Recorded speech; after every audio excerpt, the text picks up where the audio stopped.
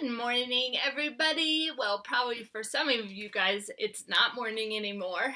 But look, I don't have very many sticky notes, so this means that I've been having a lot of better days because the more sticky notes just means the more Huntington's symptoms that have been coming.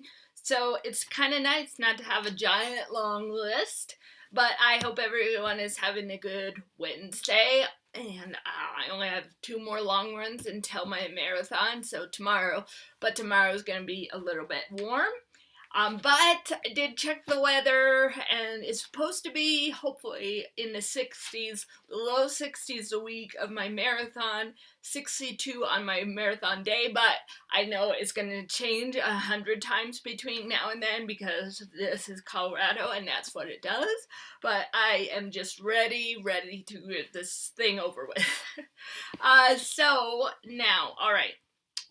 A couple of things to discuss, but just a few things. Let's see. I was looking in the cabinet so there's a tub that has cookies in it, usually on the counter. Jen's really good. She usually has yummy sweets out. So I was going to get my cookie that I always have with my coffee, and then I went to look in the cabinet for the cookies instead of right there on the counter in front of me. Tried to pour the milk with the lid still on it, which obviously didn't work very well. Now, you guys, I have not dropped anything or broken any dishes, etc., or spilled food in a really long time, so I knew I was overdue. But it's kind of funny because, alright, so just in a couple of hours, I knocked my water over on my bed. And yes, that, even though I love this thing, the lid does not stay on very well. And so I have, I have gotten water spilled sometimes. So at least I don't knock it down like that, though, but it does anyway. So I had water on my bed, and I'm like, I don't want to change the sheets.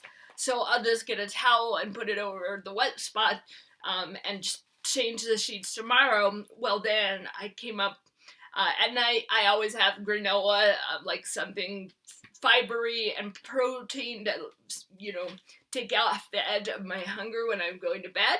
And so I always bring up a big bowl of granola. And I've actually been proud of how full the bowl is. And I'm always able to get up the stairs without dropping any. So I'm very proud of that, but so yes, somehow I knocked the bowl over in my lap. So now there's granola all over my lap, and a huge bunch of it fell out of the bowl, so it landed on me, thankfully mostly on the towel, which was wonderful, and a lot on the floor. So I was like sad. I'm like, man, now I only have half of my bowl of granola left, but there was still enough in there to eat it. But thankfully I had the towel down already, so there wasn't a huge mess on my bed. But then I definitely had to do laundry because the towel was filthy. So that is the thing I did. Oh, it got dark in here. Okay. So, yes. And burnt my finger on the toaster oven again. I keep doing this where I stick my finger in to feel if the waffle is crispy enough, and normally I can do it without burning myself, but I know it's stupid. But I want to check on the waffle. So, yes. Turn the water off. Oh, yes. So I was going to hit the switch on the garbage disposal and just turn the water toward me to turn it on instead of just hitting flipping the switch. So that was weird. All right. Oh, yes. Well, I was taking the bag from the trash and hit the toe on the trash can, and that really hurt. And I was trying to open the curtains, and there's this, like, wooden framing on there, and I whacked my knuckle on it really hard. That hurt. All right. Yes, and bonked my elbow on the table and then on the chair. Just the same elbow. So I'm thinking, do you guys think I should invest in elbow pads? Because, it might just be because that seems to be the thing that just likes to get bonked. So, all right, and was trying to get the blankets off of the floor, because I normally kick all my blankets off when I'm doing my YouTube stuff, because the stool doesn't fit with the blankets on. So I was going to pick them up and put them on the bed, and I got out the YouTube stool instead and started to take it to the bed, and that was weird. Okay.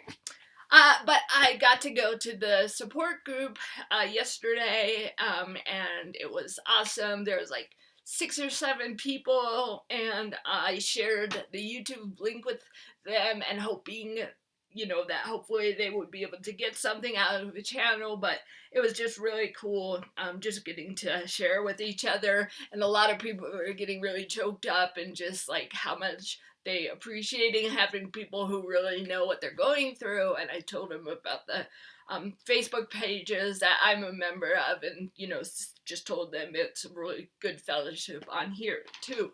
So so it was great, and I look forward to going to it next month. Right, you guys, we are done with the stuff. Now we have the favorite devotional. Okay, now I don't have any more of a cough, and I haven't had a cough in 2 days. But before I start reading, I gotta, wet my whistle. My coffee, yes. Okay. The title of this one is Silent Song. Why are you downcast, O my soul? Why so disturbed within me? Deep calls to deep.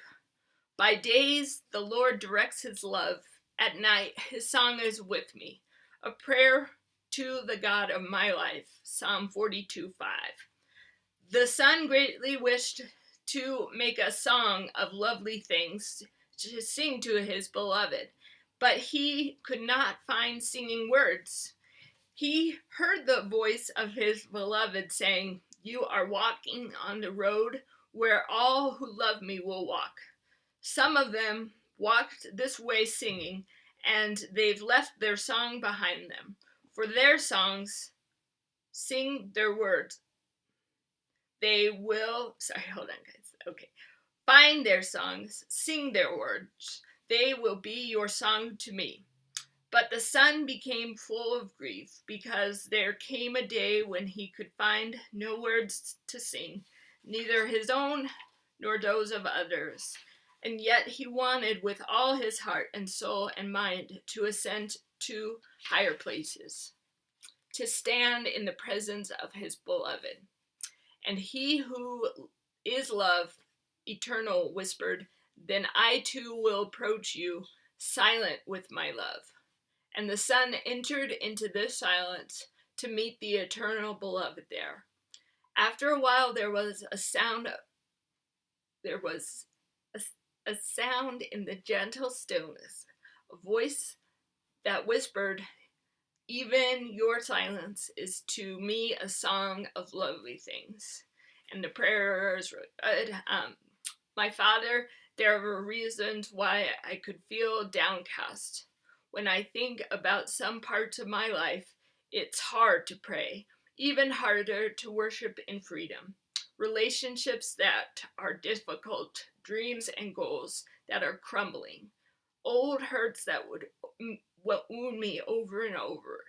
Some parts of me feel cold and wordless.